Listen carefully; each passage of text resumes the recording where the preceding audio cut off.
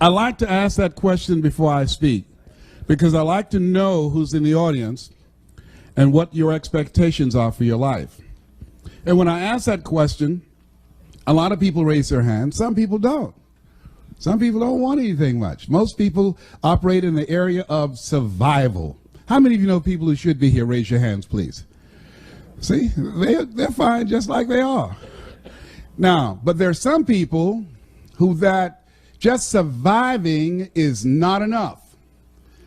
I believe that there are three types of people in life. They're winners, they're losers, and they're winners who've not discovered how to win yet. And these individuals, it's something about them that drives them, that they will invest in themselves. They go to seminars and workshops and lectures, and they're seeking, there's something in them that says, I can do better than this. That there are people who would be glad to be where they are and would be happy, but they're not. How many of you know if you had your life to live over again, you can do more than what you've done thus far? Raise your hands. I was reading a story about George Bernard Shaw, who was a very brilliant man in his day, and I love to quote him. But one of the things that was asked George Bernard Shaw that really resonated with me at the end of his life, somebody asked him, if you had to be anybody in the world, anybody throughout history, if you had the power to be born again, who would you like to come back as? And without blinking, he said, I'd like to be born as the man I never was. I like to be the man I never was, that I never became. Seeking to connect with that person. There's another person here that you're looking at. There's somebody else back there. And every chair in this place, there are two people in this place in every chair. You're in the chair with somebody else. There's another person back there. You know they're back there. And that person is the person that you want to become connected with. And sometimes you do. Sometimes you've had some experiences where you said, I can't believe I'm doing this. How many of you have ever done that, please? That you surprise yourself. Well, every time I speak, I see this as such a sacred opportunity.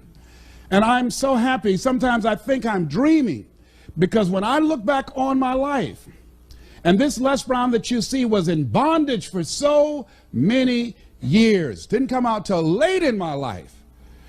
I had him under arrest. I was in bondage with fear. I wanted to do what I'm doing. And I thought about things I wanted to accomplish, and I held myself back because I was afraid to fail. I was afraid to make mistakes. I was afraid that I would embarrass myself. I was intimidated by people who had college degrees because I didn't have a college degree. I still don't have a college degree. And so I would think about the things I wanted to do, and then I would start thinking about the fact, Les, you can't do that. So that's what I told this guy in me. Les, you can't do that. You don't have a college education. Les, I hear what you're saying, but come on, be logical, be practical. You can't do that. I know you feel good going to see Zig Ziglar and Tony Robbins and the late Dr. Norman Vincent Peale and Robert Schuller. I know they motivate you and inspire you, but get real. You can't do that. You never worked for any major corporation. Come on, let's be practical, be logical. Oh, yes, I know people told you you have a gift of gab and you have a nice personality and you're funny and you make people feel good and you make them laugh, but you become a speaker, speak for corporations, train and teach people and motivate people to do something you've never done. You're not rich. You're not successful. You don't have any books. You don't have the resources. You don't know the people. You don't have the contacts. You can't do that, Les Brown. See, my heart said I can do that. When I looked at my dream and saw someone doing what I love to do, I love to help people. How many of you love to help people? And my heart said, I can do that. And then I made a critical mistake. I asked, how? The mind became operative. The mind came up front and said, Les Brown, I heard what your heart said, but I want to ask you, how will you do that? And so I went from my heart to my mind, and I tried to figure it out. How would I do that? At that time, I wanted to earn $1,000 an hour. My mind said, do you make $1,000 a week? I said, no. Okay. Have you ever done this before? I said, no. Okay. Well, I'm not saying you can't do it, but let me ask you some other questions, all right? Have you any contacts with anybody that can teach you how to do this? No. Okay, well, maybe there's something else. Do you have the money? No. Do you have the credentials? No. Will anybody stand up for you and say, oh, he's done it for me and I know he's good? No. Well, let me ask you, do you really think you could do this? No. There's an African proverb that says, if there's no enemy within, the enemy outside can do you no harm. How many of you ever thought about something you wanted to do? You felt it in your heart. You couldn't explain it. You felt it in your heart. And you talked yourself out of it. Raise your hand if you know what I'm talking about. I talked myself out of it. No one did it to me but me. The forte of fruiters is not in our stars, but in ourselves, that we are underlings. My first major goal was I wanted to buy my mother a home. And I achieved that. I'm adopted. I feel like Abraham Lincoln, who said, all that I am and all that I ever hope to be, I owe to my mother. Saw a sign once that said, God took me out of my biological mother's womb and placed me in the heart of my adopted mother. My mama was a good woman. She adopted 7 children. Mama only had a 3rd grade education, but I admired her character. I admired her personality. She never met strangers. Mama met you right now. She would talk your head off. You know, she was a funny woman. She always had a sense of humor. Mama walked fast. We walked with Mama downtown. We had to hold her dress. Mama would walk fast. We trying to keep up with Mama. Years later, at the end of her life, she was 89 and suffering from breast cancer. We took her to a furniture warehouse, and she got out of the car with my sister, and she was holding my arm, and I said, Mama, I said, they have a wheelchair here. Can I get this wheelchair for you? And I went and got the wheelchair, and she looked at me, she said, no, boy, I would walk this place myself. I said, Mama, but it's so huge, Mama. I'll roll you in a wheelchair. She said, I'm fine. And I saw her straighten herself, and she walked it herself. I admired her strength. I said, oh, Mama, you know, this morning I got up, and every time something happens to me and I want to get down and I want to surrender to any of the challenges I encounter, and I got up this morning, and the sciatic nerve and this L5 and L4 of my lower disc protruding, and I was in pain, and my body said, you can't do this speech today. And somebody said, are you going to surrender to this pain, or are you Mamie's boy? Get up and straighten your back. You can do that speech. You can walk that flow yourself. When you start walking, you won't feel anything but her presence with you. Sometimes we have to stand up inside ourselves. Sometimes we have to fight ourselves. Sometimes you have a dream and goal that you want to achieve, and you say, oh, I can't do that. You got to tell yourself to shut up. I can do it. Don't tell me I can't do that. Sometimes you got to talk to yourself. I can do it. I'm Mamie's boy. Oh, I can do this. Oh, I will do it. I have got to do this. What you think about your dream? And I want you to increase your dream dramatically. And I said you have something special. I'm telling you what I know. You have greatness in you. You have the ability to do more than you can ever begin to imagine. I don't even know you, but I'm telling you what I know from my own experience. And greatness, ladies and gentlemen, greatness, it's a choice. It's not your destiny. Most people never discover their greatness. Most people, ladies and gentlemen, go to their graves living a life of mediocrity, living a life far below their potential. Oliver Wendell Holmes said most men and women go to their graves with their music still in them. A friend of mine, Dwight Pleasure, was eulogizing his brother in Chicago, and I attended the funeral. Dwight, powerful speaker, he gives a presentation called How to Start Over Again, how to make it from scratch. Oh, Dwight is powerful. Dwight had lost his life for years to drugs and crack cocaine, lost everything, and he came back again. He demonstrated comeback power going around the world, changing people's lives, and he was eulogizing his brother. He said, and the room was very quiet and very somber, and he said, my brother was in the room in California, and they told me he died by himself. And he said, and I submit to you that my brother didn't die by himself. That with my brother died a lot of dreams. With my brother died a lot of potential. My brother had a lot of good ideas. And my brother was one of those guys that said, one day I'm going to, and everybody started laughing. Because everybody knew his brother was talking about various things all the time. One day I'm going to do this, and one day I'm going to do that, and one day I'm going to do. He had a lot of good ideas that he never acted on. And when he died, when he took his last breath, all those ideas, and one day I'm going, all of that went down in the grave with him. Henry David Thoreau, come forward, what are your words? He said, oh God, to reach the point of death, only to realize that you've never lived, only to realize that you've never scraped the surface of your potential. Jim Rohn, come forth, what would you say? When the end comes for you, let it find you conquering a new mountain, not sliding down an old one. Oh, no.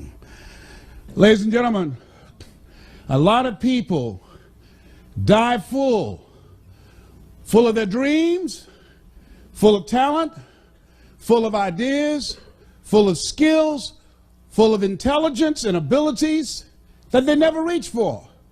They never tapped. They never got into. They never used it. Never used it. And so how do we do that? What is it that blocks us? Well, I mentioned one. Mine was fear. Here's another one. I didn't feel good enough. I was comparing myself to other people. I didn't feel, because I didn't have a college education, and based upon my failures and disappointments in the past and things that I'd attempted to do and they did not work out, I built a very practical, realistic, logical case on why I couldn't have my dream. And so I want whatever dream you have, I want you to expand it, I want you to increase it, and I want to warn you, don't ask yourself how you're going to do it. How is none of your business. Don't get trapped there. And don't worry about failing. You're going to fail. You're going to make some mistakes. You're going to look stupid. Why? It's called life. Write this down. Make it okay to fail. Goethe says, that which does not kill you will make you stronger. See, well, I found that, as the saying goes, most people fail in life not because they aim too high and miss. Most people fail in life because they aim too low and hit.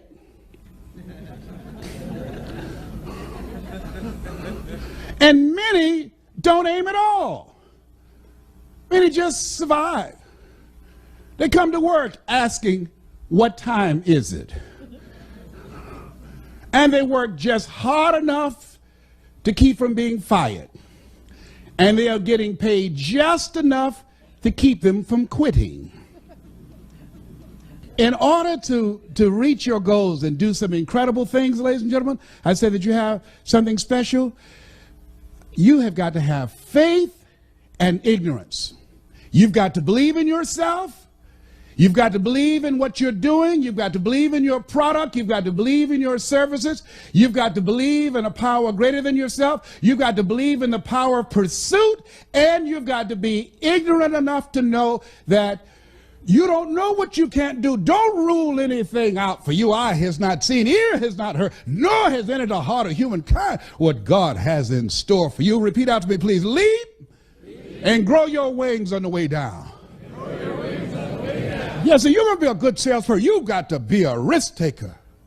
Here's something else I tell you what. You want one of the keys? What will separate great sales professionals from people that are mediocre? I tell you what. I learned this as a kid. I used to sell newspapers. Sam Axelrod, who was one of my early mentors, he used to, every day, he would pick me up. And I was the youngest one in the group, all older individuals and mostly grown men. And every day Sam would get in and he would have a quote for everybody in the car. Sam driving the station wagon, he said, gentlemen, yes. He said, this is a usable world. And if you don't use it in the right way, it's a cruel world. And I would say, thank you, Mr. Axelrod. Nobody else paid attention to that. I don't know why, but I was the one.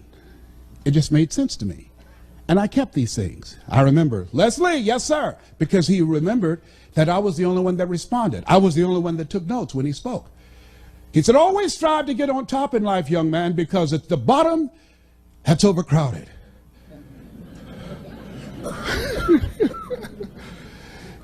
Yes, sir. Thank you, Miss Axelrod. But he was baffled by me because he couldn't understand how that adults who were 10, 15 years older than I was, had more experience, how was it that I was selling circles around them? I didn't have the experience. They were more mature. How did this little young kid come there and outsell them? 2-to-1 in many cases. He couldn't understand. When at the evening of the close of the day, he would look around and do a head count and say, wait a minute, somebody's missing. And everybody said, you know who it is, that Leslie guy. Leslie! Yes, sir. Hey, come on, nobody sold anything. It's dead territory. Oh, I can't come now, Sam. Why? I haven't sold anything. Leslie, no one sold anything. You guys sold anything? No, sir. Some of the territories are dead, Leslie. Sam? Yes, sir. I can't come. Why? I haven't sold anything. Leslie, no one sold anything. That's them, Sam. I'll get home all right. I'll be all right. Leslie, in order for you to get from here back to Overtown from Liberty City, you've got to pass the 20th Street Sharks, the 14th Street Gang. Leslie, that's dangerous, young man. Sam, I'll be all right. It's late. It's late. It's after 8 o'clock. I'll be all right. And the guys would say, come on, Sam. He's a fool. Leave him. Leave him. He won't stop. And see, these guys, it was just extra chump change, I guess. I don't know. Maybe to have a new suit, pay a little small bill here and there. For me, it was different. My mother adopted 7 children. Because of arthritic condition, she'd lost her job. So my reasons were different. Write this down. 5 reasons, whatever your goals are and dreams are, why you won't fail. 5 reasons. 5 reasons why you won't fail. Nietzsche said, if you know the why for living, you can endure almost anyhow. 5 reasons. I couldn't afford not to make a sale.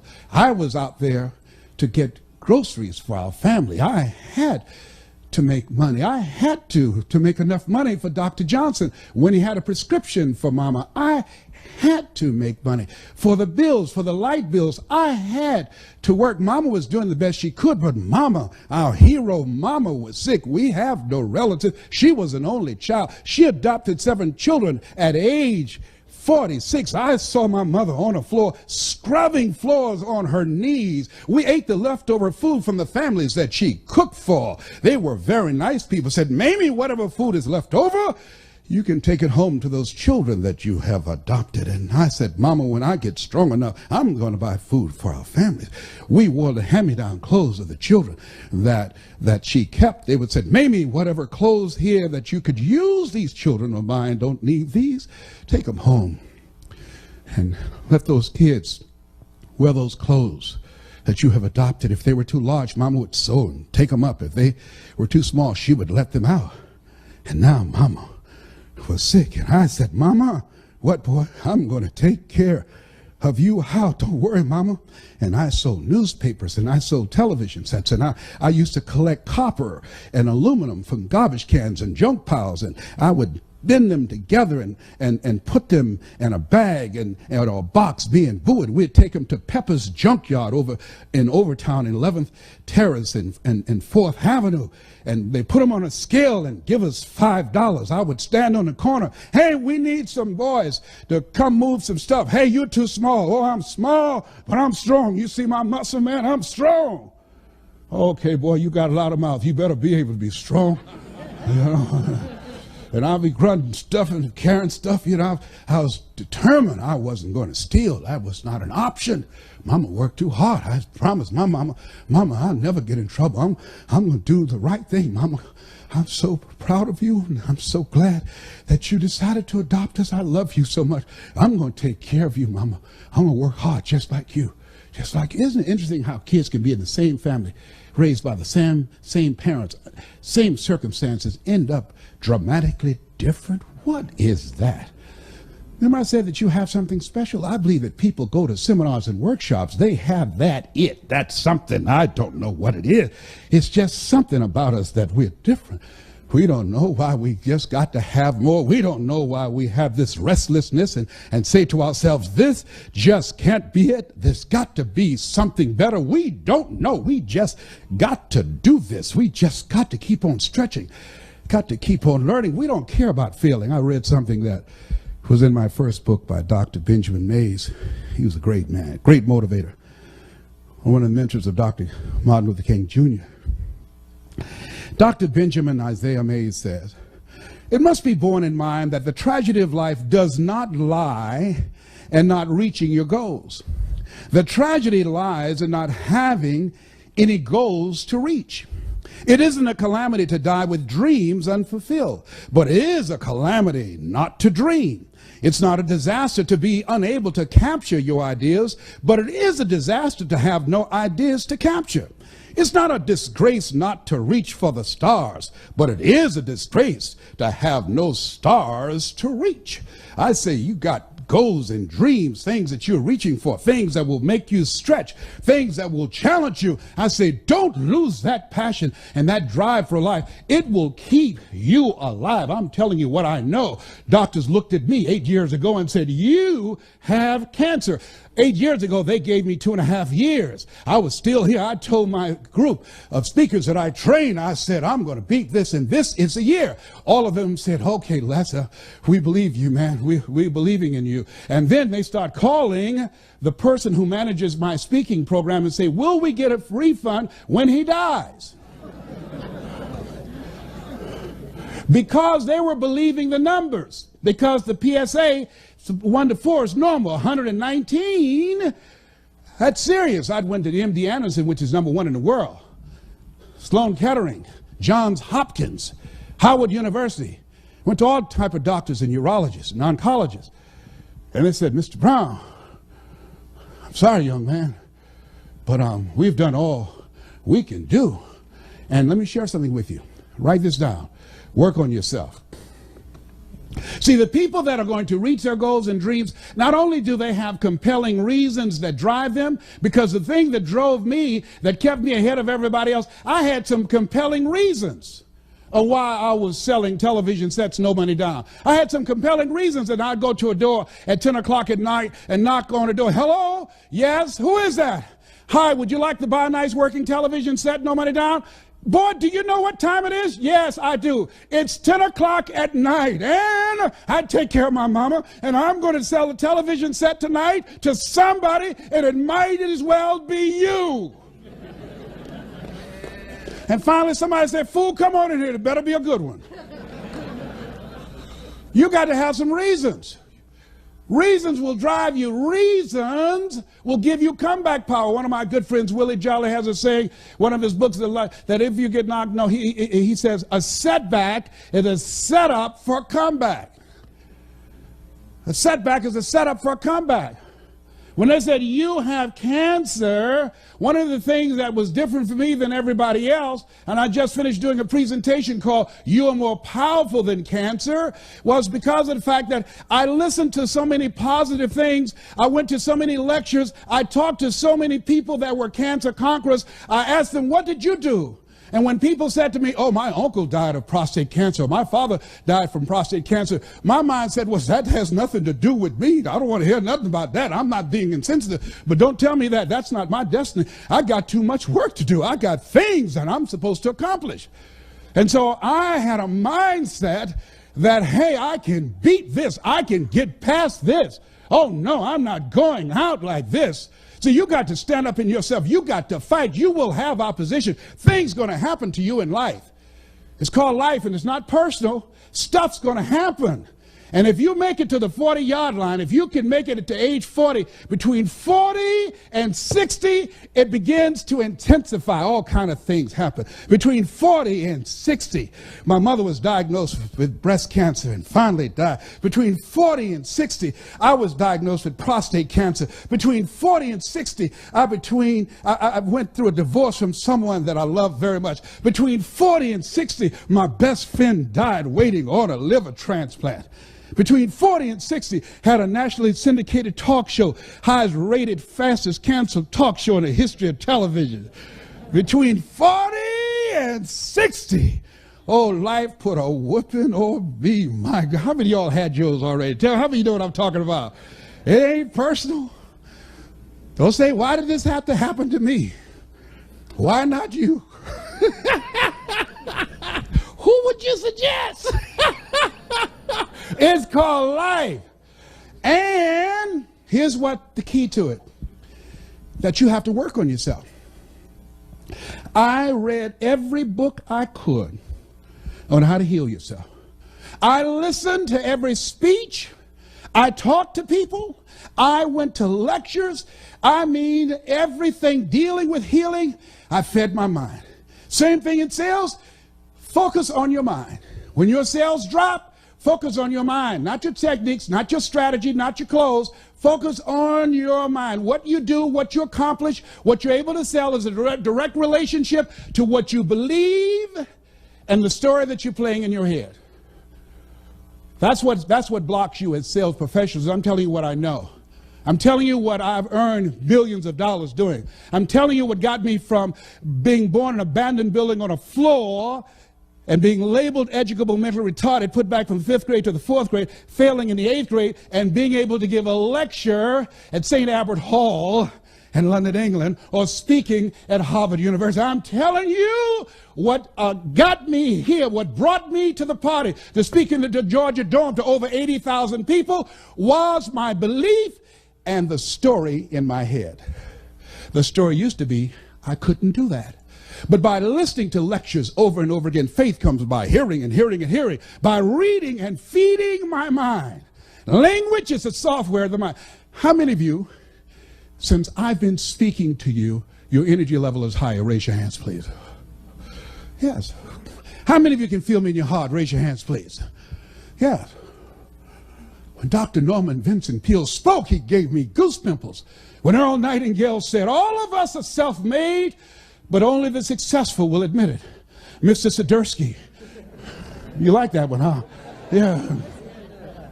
Mr. Swiderski, family that we work for in Miami Beach, he did not know why I spent so much time in his office shining his shoes. Because he listened to The Strangest Secret in the World by Earl Nightingale. And I was listening to this. And as he was playing those tapes called Lead the Field, I was hearing these things, and then when I shined, he said, well, that's good enough. I said, well, let me dust. Let me do, can I do, I'll start. Well, that looks real clean, Leslie. Oh, but look here, the books are crooked. And I went in there early and messed them up so I could stay. Because I wanted to be in there while he was taking this time to work on this. He was a multimillionaire. My dream and vision was one day I'm going to be a millionaire like Mr. Swiderski. One day, because I was young, I had faith, and I was young and ignorant. I didn't know I couldn't do it. I didn't know I couldn't have a mansion. I was like the bumblebee. According to the laws of aerodynamics, a bumblebee isn't supposed to fly because the body is too large to be held up by its little puny wings. But the bumblebee doesn't know it. It's intelligently ignorant. So it keeps on flying anyhow. You have to write this down, something positive every day for an hour. You have to put yourself, and you've got those 5 P's, in a personal development regimen. Take an hour every day. I do it even now. I take 2 because my goals are higher. Every day, read at least a chapter, something positive every day. Listen to a motivational message every day. Language is the software of the mind. Why? Because it will change the story that's in your head. See, what we do, what we accomplish is a result, as I said earlier, of what we believe and the story that's in our head. See, most people go so far and then they park. They stop. Their income, their achievement level, their commissions, what they do in life just tapers off. They park because the story in their head is, this is it. It's not conscious. Guess what? I got so busy and so consumed with where I was, I stopped reading. I stopped listening to tapes. That which got me there, I stopped doing it. The mind, ladies and gentlemen, is like a garden. If you have a garden, you have a yard, you have weeds, you just can't go out there with 1 can of weed killer. Write this down. Steve Duncanson said this. Powerful statement. Put it someplace. You can apply it to your health. You can apply it to your sales. You can apply it to your business. You can apply it to your life. He said, life is a fight for territory. And once you stop fighting for what you want, what you don't want will automatically take over. Life is a fight for territory. And once you stop fighting for what you want, what you don't want will automatically take over. I have to exercise every day. I have to drop out of my bed and do 100 push-ups every day. I have to discipline my eating. I have to turn off the news. I can't watch the news. I'm not going to have a reoccurrence of cancer in my body. I have to eat 80% raw vegetables. I have to drink 12 glasses of water a day. I have to take my zinc and my saw palmetto and my Halen 951. I have to take my wheatgrass. I hate it. But life is a fight for territory. I'm fighting for my health. I have to. What working on yourself does, by setting aside time to work on your mind, to go seminars and workshops, it causes you to begin to reflect on yourself, to take personal inventory, and to upgrade your game plan and your strategy, but it increases your faith. See, our belief, it is something that continues to grow. What I earn is a reflection of what I believe subconsciously that I deserve. They did this study with these senior citizens in their 80s and 90s and said, if you look back on your life, what do you like to say right now? You know what they said? The majority of them said, they have regrets of the things they thought about that they didn't do, and now they're going to their graves not knowing if they could have done it. That's why I said, live full. Die empty. What if you lose? What if you fail? What if things don't work out? So what? It's not about the goals that you reach. It's about what you become in the process. That's what it's about. I've lost a lot of deals. That's okay. I've made a lot, but I've lost more deals. I get more rejections. You get close to me, there's a callus on my, it looks like a mole. I've made over 100 cold calls in a day to convince people to bring me in. Who are you? My name is Les Brown. Have an experience? No, I don't, but if you will let me work for you, I work real hard. I'll have you as my client that will brag about me. Oh no, you let us know when you do it for somebody, okay? Yes, I will. Calling. Finally somebody said yes. Write this down. You will win if you don't quit. Oh, sales, you got to have stamina. You've got to have staying power. You want to be successful in sales, you've got to know your vitamin. Oh, you can't be a wimp. Someone says no, that's when we get excited. That's when a sales professional gets started. Everybody said yes, we wouldn't be needed. Let us say together, it's possible. See, the people that are going to increase their sales, the people that are going to change their lives, the people that are going to recover their health, the people that are going to build their lives and start all over again from scratch are people who believe it's possible. The people who fail are the people who suffer from possibility blindness. Repeat after me, please. Go all out. Go all out. Yeah, write that down. See, when you want to increase your performance in life, they say the people that are successful in any area of life, you must be willing to do the things today others won't do in order to have the things tomorrow others won't have.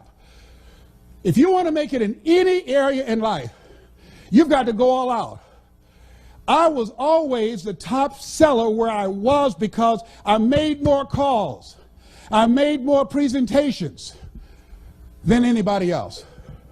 I always, if I had a goal to earn $100,000 a year, I set my sight and I had a plan of action to make enough calls, create enough prospects to earn $400,000. Why? I had to give Murphy's his. If I shot for 100,000, I knew I would fall short. But if I shot realistically and practically and worked like I was working for 400,000, I wouldn't drop down to 100,000. And even if I dropped at 200,000, I'm still ahead of the game.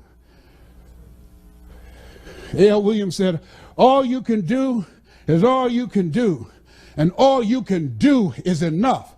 But make sure you do all you can do. Write this down. You want to make it today? You got to outthink and outwork the competition.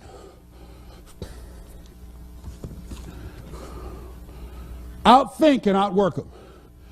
We're going to take a break and I'm going to share with you some other strategies that will give you the competitive edge. I don't care what you're doing. I outwork my competition.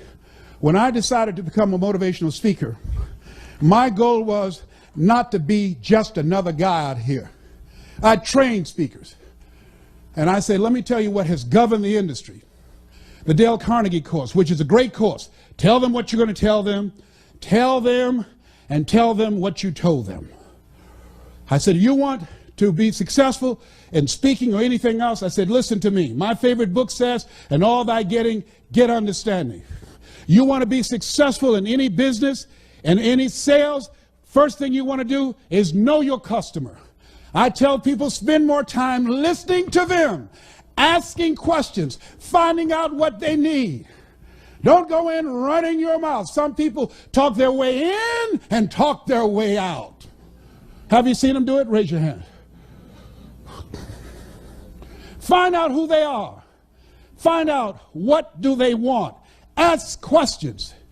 Give a presentation from their point of view, not from your point of view. Let them see you as a resource, as a consultant, as a strategic partner. Don't go in selling. Build relationships.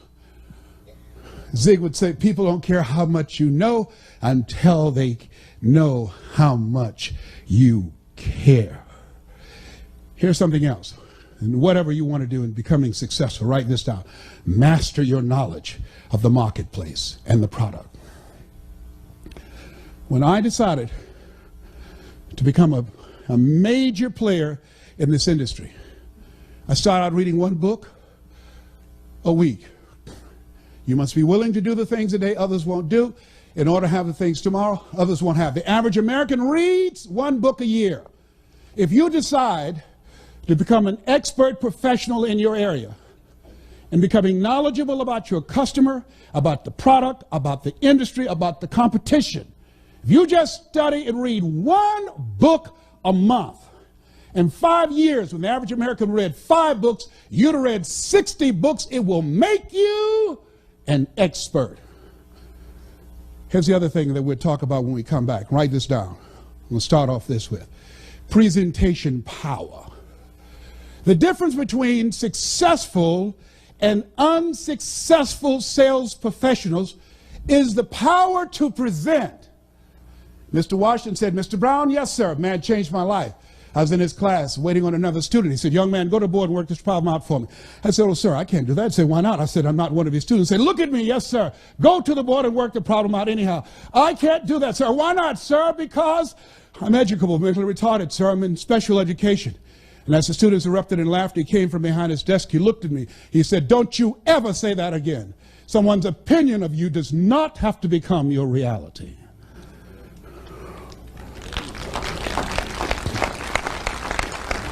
On one hand, I was humiliated, but on the other hand, I was liberated. Because he looked at me with the eyes of Goethe and said, look at a man the way that he is, he only becomes worse. But look at him as if he were what he could be, then he becomes what he should be. And he said, Mr. Brown, he said, develop your mind and develop your communication skills, because once you open your mouth, you tell the world who you are. And with that, we will take time out. This has been Mrs. Mamie Brown's baby boy. It's been a plum-pleasing pleasure as well as a privilege. Thank you. At this stage of my life, I'm reinventing myself. I'm training people how to become a part of this $58 billion industry. And one of the things that I think that top sales performers have going for them is the ability to present.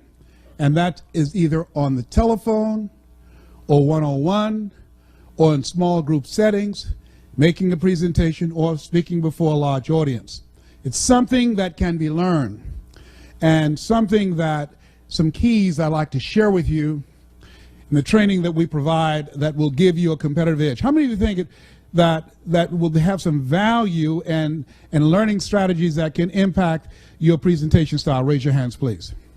How many of you have ever been in a situation that you know that had you been more effective in terms of how you presented yourself, that you would have done better? Raise your hands, please. How many of you have ever been in a situation, this has happened to me, where you choked? Raise your hand. Where I just choked, you hear me? Just could not remember anything. My mind went blank. You want to master your knowledge. You want to know when you open your mouth that you know what you're talking about. The reason that I said you have to work on yourself, and write this down, before you speak, power presentation. Before you speak, see, a lot of people just worry about getting up and speaking and presenting. Before you speak, there's work you've got to do on you, because I don't care how good you are in your presentation, in your knowledge, how well organized it is. I don't care about your PowerPoint presentation. Who you are behind the words will be more powerful than the words you speak. When you come into the room, you've got to have a spirit and energy about you that you expect this deal to happen. You have to come in the room and you have to look at them, and your look must be, the only reason you were spared from birth control was to give me this deal.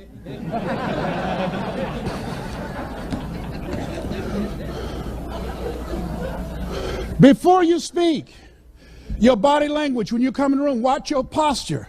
Your mindset. Before you speak, listen to positive motivational messages. Before you speak, read 10 to 15 pages of something positive. Why? It increases your energy. We're all connected, ladies and gentlemen. Haven't you felt people's energy? There's some people, you get around them And you just say, there's something about that person, I don't know what it is, but I don't like their energy. How many of you have been like that, right?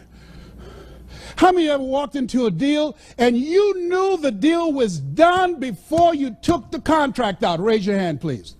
You knew it. You knew it. Because you knew you were in the zone. You knew you were in your place. You knew you were in sync, mentally and emotionally and spiritually. And your information, you knew you were ready. It was ready. It was game time. You knew it. And I'm saying, from the time you get out of the car and walk in, from the time you make eye contact and shake their hand, from the time when you say hello, you have to be closed. You have to close the deal. In your voice, your mindset must be, this is it. Stick a fork in it. It's done. You're not going anyplace else. This is it. One stop, one deal. It's mine. I do market takeaways against the brightest and the best. I don't care about the credentials. MBA, PhD only means pile high and deep. That's all. No disrespect. I don't care. I'm going to prepare. You're not going to outthink and outwork me. I'm going to know everything there is to know about my customer, about what their needs are. I like what this lady said, and she said, talking about the added value her company was providing for her customers. She said, it's not our intention to please our customers or to satisfy our customers. Our intention is to amaze them. When I decided to become a speaker, I noticed that you hear most of my heroes, they gave the same speech. It's a memorized script. They give it everywhere. I decided I was going to make myself different. What is different about you? You've got to have something that makes you stand out. When you are in a situation and people make decisions with their dollars, in a time when the economy is tight, in a time when budgets are tight, you don't have the option of not believing in yourself. If there's any doubt, is an ounce of doubt, and trust me, 99.5 won't get it. If there's any doubt, if you're intimidated by the competition, I charge more than 99% of the speakers. And they said, hey, you know, you charge too much. No, you just don't have enough money. I don't charge too much. You get, well, I've got a speaker that will come in for $15,000. I said, then get that. Then you get a $15,000 speaker and you get the results of whatever they produce. But when you want the best, you call me and I might be at the same level. Okay, no, we don't want anybody else. We want you. Very good. Then write the check. You have to believe in yourself. You have to believe in your product. You have to believe in your service. And you have to sell you every day. That's the biggest sale you have to make. The biggest sale, ladies and gentlemen, that I make every day that Les Brown, you can do this. The biggest sale I had to make when I left the doctor's office and they said, Mr. Brown, your PSA is still going up. The biggest sale I had to make as I was walking out of the office, I can beat this. I can beat this.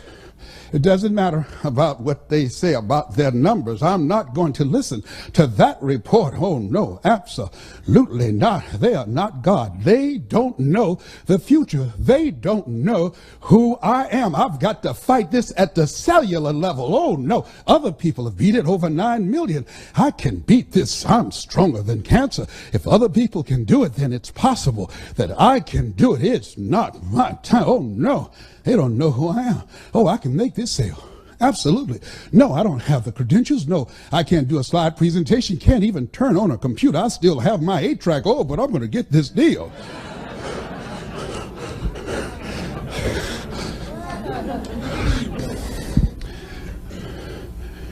You got to sell yourself every day.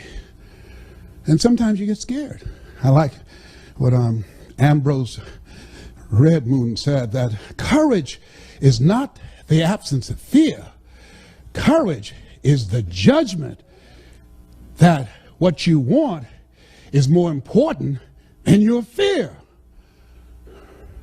I used to be intimidated by people because they had more education, because they had more money, because they had credentials, because they had contacts, because they had four-color brochures, because they had books, and I didn't have all these things, because they had infomercials and they had television exposure, and I didn't have all those things. But the judgment that providing for my family was more important than my feeling inferior, more important than my fears. The judgment that I have to control my future. The judgment that I want to be able to take care of my mother, that when my mother becomes ill, I want to be in a position to do more and just pray for her. Oh no, whatever she needs, medically, I will be able to write the check. The judgment that my children would have a choice to go to the college of their choice to give them a competitive edge in the future. The judgment that, oh no, one day I'm going to be able to have vacations. I will go to Paris. I'll go to Tahiti. I will go to Jamaica. I will go to Hawaii. The judgment, I have more time for myself. The judgment that I'm going to secure my grandchildren's future and my great-grandchildren. The judgment of those things that make life worth living was more important than my fear. What is it that will make it worth it for you to face the rejections? What is it that will make it worth it for you to brainstorm and not be intimidated and say, I can do this? What is it that will make it worth it for you to raise the bar on yourself and say, I got some more stuff in me. Oh, I haven't even gotten my biggest deal yet. What is it that will make it worth it for you to go back to a customer who slammed a door in your face? What is it that will make it worth it for you to know your vitamin, that you become empowered by it? What is it that will make it for you when you want to give up? You can't buy a sale, and things are working against you, and you get close to making your numbers, and then they double your quota. What is it? You've got a sales manager breathing down your neck. Don't give you the tools. Don't give you the resources that you need. You're working in a toxic environment, and rather than working together, they're working against you. What is it that will make it worth it for you to get out of the car when you want to keep driving past the office because of the stress? What is it that gives you the strength and the power? I got a saying on one of my tapes, and life knocks you down, try and land on your back, because if you can look up, you can get up. What is it that will help you get back up again? Can you feel me up it here, up it here? Come on, get over there a round of applause. Come on now.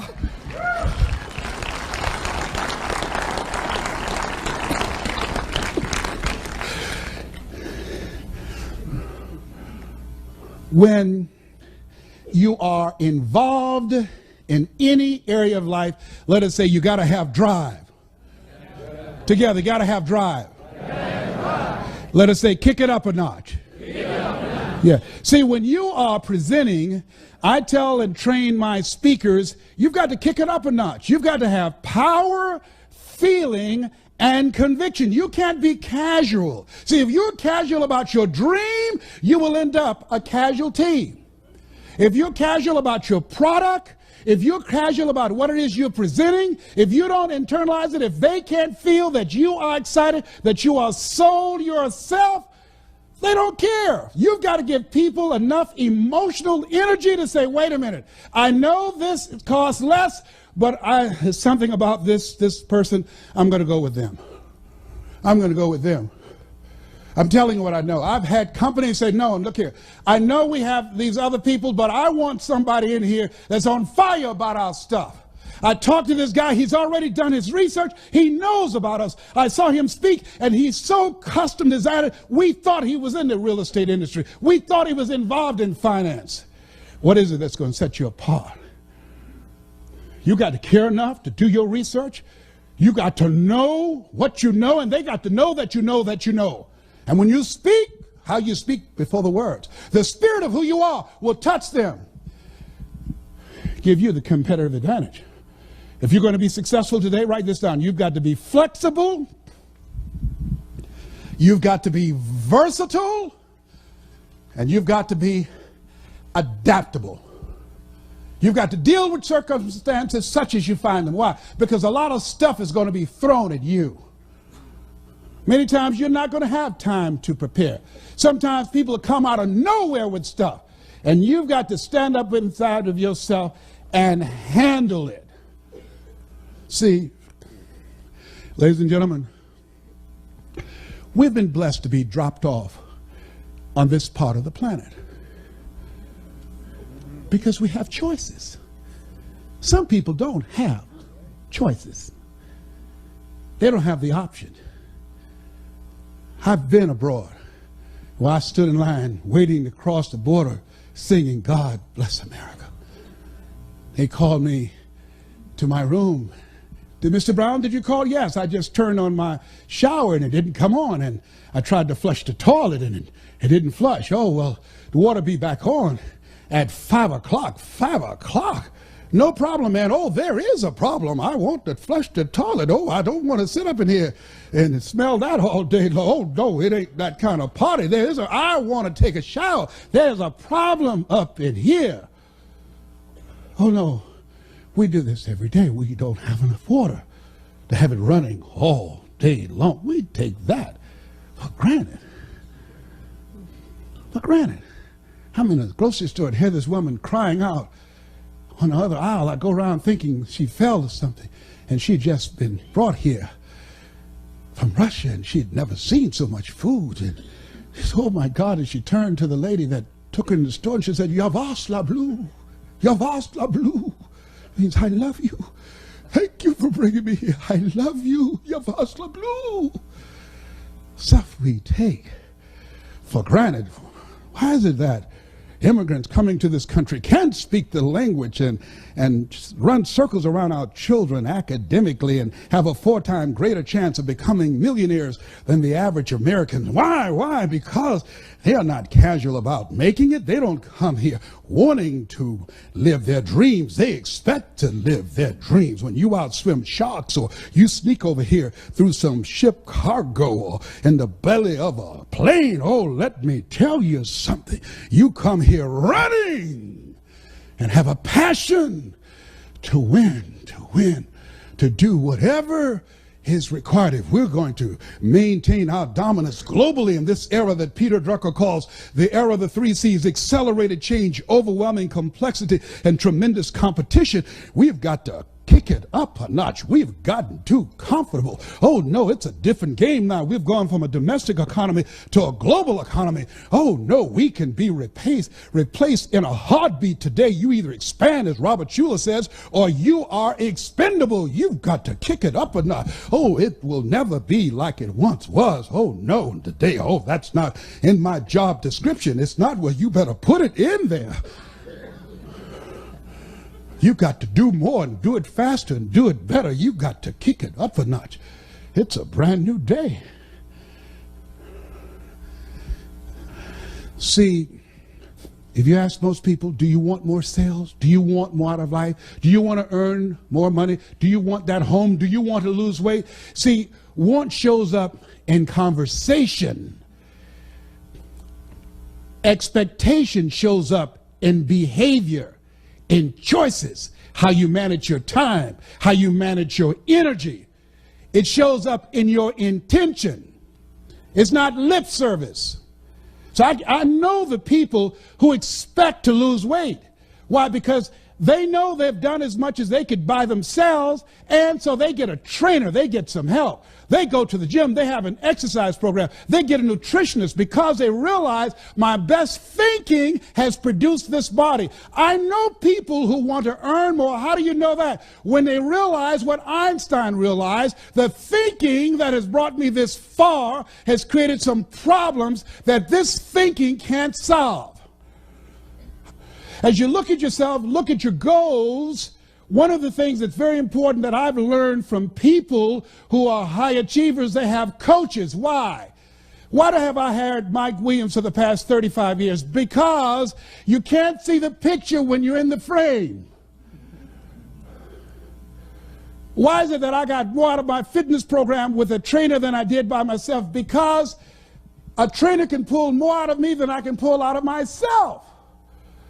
People who become top achievers never stop learning, and they have coaches. Michael Jordan had Phil Jackson. Muhammad Ali had Angelo Dundee. I don't care who the greats are. Somebody was in their corner, looking over their shoulders, helping them. Why? You can't see the fight when you're in it. Mike said, Les, you got to do this. Les, you got to do this. Les, you got to do this. And I had to be willing to listen. Most people fail because they don't know that they don't know, and they think they know. In life, here's what I want you to do. Write this down, please. You got to trust that you're going to be all right. You have no evidence to support it. It doesn't make sense.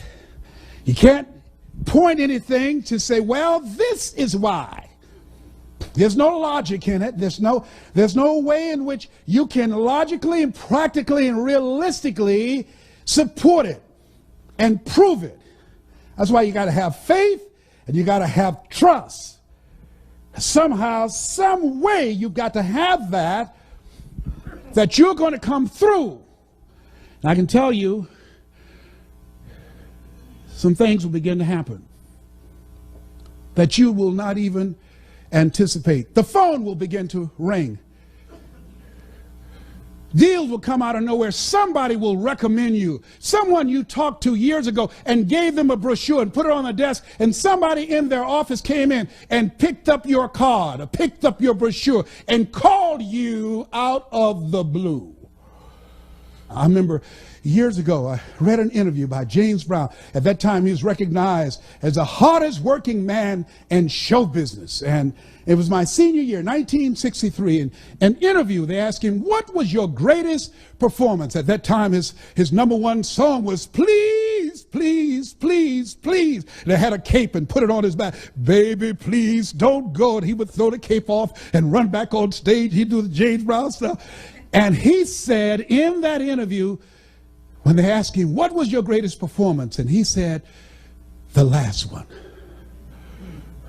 The last one. See, you're always in competition with yourself. I'm working on being the best presenter I have never been. You're working on being the best salesperson you've never been. You're working on being the best father, the best mother you've never been, the best entrepreneur you've never been. There's somebody else in you back there. And as you work toward becoming that person, who you are right now must die daily. You've got to kill that person off. You've got to be willing to give up who you've been for who you can become, to release what Elizabeth Browning called the imprisoned splendor. The road will come as you take each step. That you're going to go into uncharted territory. You're going to do what Henry David Thoreau said. Do not go where the path may lead, but go where there's no path and leave a trail. You're going to break records. You're going to do some things when you challenge yourself, when you work on yourself, because you don't get in life what you want, you get in life what you are. Most people don't know. If you want to improve your income, you want to improve your circumstances, you want to improve your commissions, you want to improve your life, you got to first improve yourself. You got to first take the time to work on you. Zig talks about a lumberjack whose wood production dropped by 40% because he wouldn't take the time to sharpen his axe. Write this down. Sometimes you have to believe in somebody's belief in you until your belief kicks in.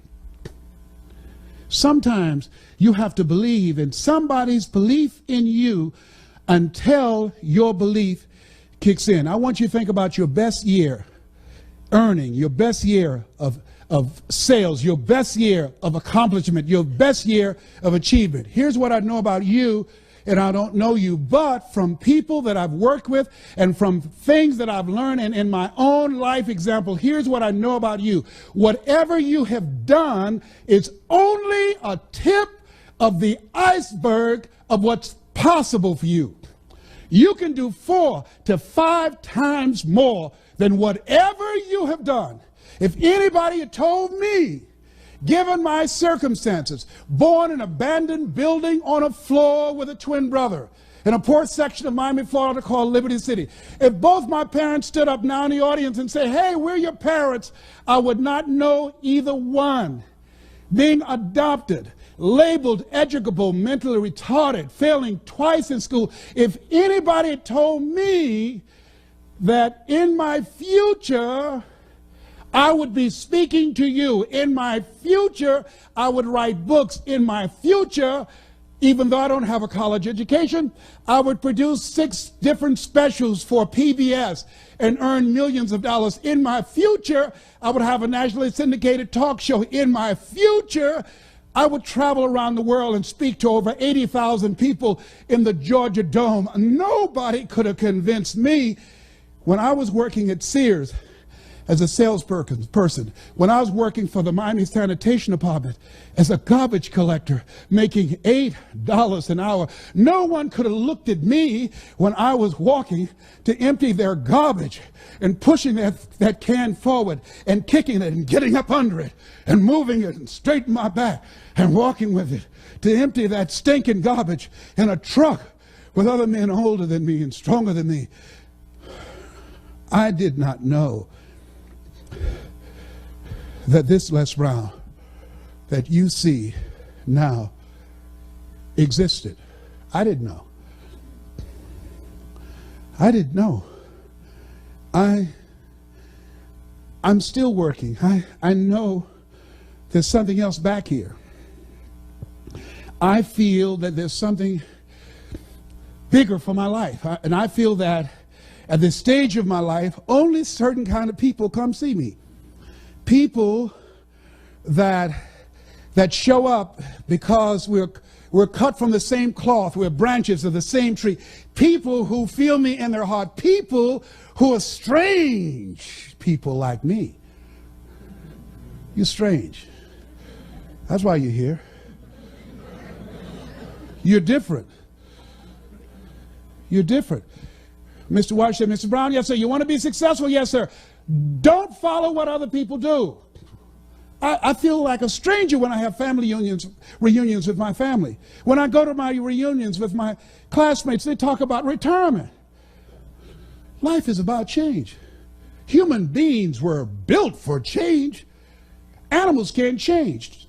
An alligator can't be anything but an alligator. A tree can't be anything but a tree. Human beings, we were built for change, to reinvent ourselves. You must be born again. There's something in you. You're pregnant with unlimited possibilities. You're pregnant with greatness. There's some things in you. In this room, some entrepreneurs. In this room, some millionaires. In this room, some great ideas, great strategies. In this room, some great concepts for business. In this room, great fathers, great mothers, great community activists and policymakers. In this room is greatness in this room. I don't know what your goals are. I don't know what you want to do. Here's what I feel. Here's what I have coming to me in my mind that I feel from you. And while you've taken this slice of your life to spend this time with me, to honor me with your presence, because time is so important. I believe that there's somebody in here that it's your time. I remember when Mr. Washington gave a speech, and I just failed math and history and English, and I had to go to summer school for the 5th straight year. He was speaking to the graduating seniors. I was going to have to be involved in a summer school program to go to the 12th grade. He was giving this speech. I heard his voice, and I came in the auditorium. I stood in the back as he spoke, and I felt he was speaking to me. People were jammed around the auditorium because Mr. Washington, he's in his 80s now. He's still very eloquent. He was a great orator. And as he spoke, he said, I was brought here from Brighton, Florida. And I believe when I was brought here, I came to develop greatness. You have greatness within you. You have the ability to do more than what you can ever begin to imagine. And as you graduate from Booker T. Washington High School, if you leave here with a sense of greatness, it's just one of you have that vision of yourself, then Mr. Charles L. Williams, your principal, and the school board and all the people that were involved in recruiting me to bring me here, their efforts would not have been in vain. If just one of you have the vision, a larger vision of yourself, doing more, impacting people's lives, changing the course of history, creating a brighter tomorrow, then my being brought here would not have been in vain. And they gave him a rousing standing ovation. And as he left and went down the auditorium steps, I followed him. And I said, Mr. Washington. He said, yes. I said, do you remember me, sir? He said, no. I said, my mother, Mrs. Mamie Brown, she works in the cafeteria now. She got started. She's the one that fixed the great sweet potato pies that everybody talk about. I'm the twin, Leslie. You remember I was in your class waiting on MacArthur Stevens, and you told me to do something. I told you I couldn't do it, and I told you I was in special education. I was educable, mental retarded. And you said to me, somebody's opinion of me does not have to become my reality. He said, yes. I wrote that down, sir. I see that every day when I get up. It's on my bathroom window, sir. On my mirror in my bathroom. I repeat that to myself. It doesn't bother me anymore that people call me DT, the dumb twin. He said, I'm glad to hear that, Mr. Brown. I said, sir? He said, yes. You said that if anybody, just one person in there got a larger vision of themselves, that your being brought here would not have been in vain. He said, yes. Well, sir, I'm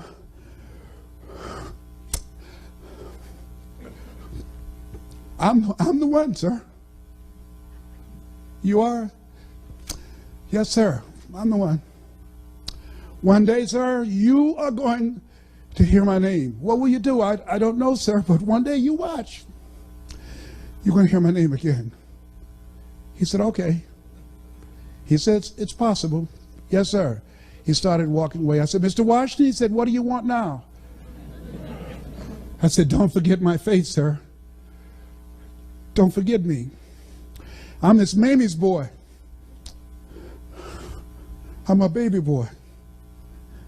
People told her she should take me back to the welfare department, but my mama kept me anyhow. I'm the one. He said, okay. And he started walking away. I said, don't forget. Don't you forget here. And he didn't even bother answering. He just kept walking. Years later, I produced a special many years ago on PBS called You Deserve in Detroit. And I called friends and had them to call him to tell him to turn on public television when they're doing their fundraising. And when the announcer came on and said, ladies and gentlemen, You Deserve with Les Brown, he was in the kitchen and he came out and he saw me come up on the screen. He said, Edith, look, it's the dumb twin, look.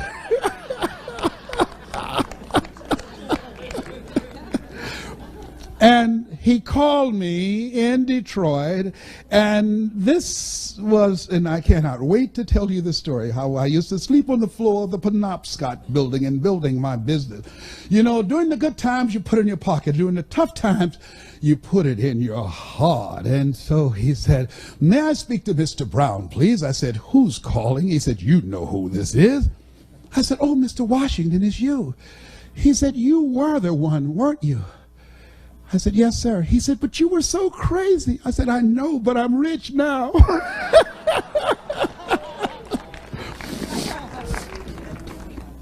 I don't know what your goals are. I'd like to leave this with you. You have greatness within you.